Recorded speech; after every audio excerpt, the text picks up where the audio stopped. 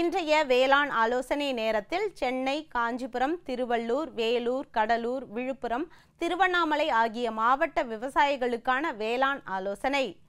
நெற்பயிரில் இலை சுருட்டு புழுவை கட்டுப்படுத்த 10 லிட்டர் தண்ணீரில் குளோரான்ட்ரினிலிப்ரோல் 18.5% SE 6 மில்லி கலந்து தெளிக்க வேண்டும். நெல் வயல்களில் 1% PPFM தெளிக்க வேண்டும்.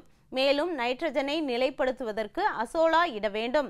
தற்பொழுது நிலவி வரும் சூழ்நிலையில் நெல் நாற்றாங்காலில் இலைப்பேன் தாக்கம் தென்பட்டால் 1 லிட்டர் தண்ணீரில் தயாமிதாக்சம் 25% WG 100 கிராம் அல்லது டைமித்தோயேட் 1.5 மில்லி என்ற அளவில் தெளிக்கவும். நிலக்கடலையில் இலைப்புள்ளி நோய் தாக்க வாய்ப்புள்ளதால் விவசாயிகள் நோய் தாக்கம் அறிகுறி தென்படும் பட்சத்தில் கார்பன்டசிம் 500 கிராம் என்ற அளவில் தெளித்து கட்டுப்படுத்தலாம். வாழையில் வாடல் நோயை கட்டுப்படுத்த 1 ஏக்கருக்கு பேசில்லஸ் சப்டிலஸ் மற்றும் ட்ரைகோடர்மா விரிடி 2.5 கிலோ இட வேண்டும். வாழையில் நுண்ணூட்ட சத்துக்களின் குறைபாட்டை நிவர்த்தி செய்ய மற்றும் பழத்தின் தரத்தை உயர்த்த வாழை நட்ட 3, 5 மற்றும் 7 மாதங்களில் நுண்ணூட்ட கரைசலை இலை மீது தெளிக்கவும்.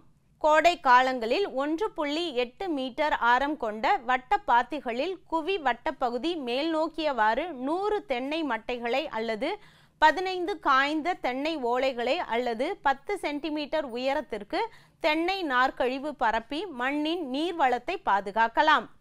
தேங்காய் மட்டைகளை குழிந்த பகுதி மேல் நோக்கிய வண்ணம் வட்டப்பாத்திகளிலோ அல்லது 2 தென்னை வரிசைகளுக்கு இடைவெளிகளிலோ புதைத்து வறட்சிகளை தாங்க ஏற்பாடு செய்யலாம். கால்நடைகளுக்கு உண்ணி மற்றும் பேன் பிடிக்காமல் இருக்க மருந்து குளியல் கொடுக்க வேண்டும். நன்றாக காய வைத்த பின் கொட்டகையில் கட்ட வேண்டும்.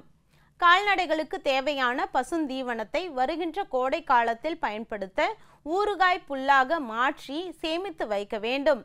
மேய்ச்சலுக்கு விடப்படும் ஆடுகளில் தாடை வீக்கம் மற்றும் வெளிரிய கண் இருப்பின் தவறாமல் ஒட்டுண்ணியல் மருந்து அளிக்க வேண்டும்.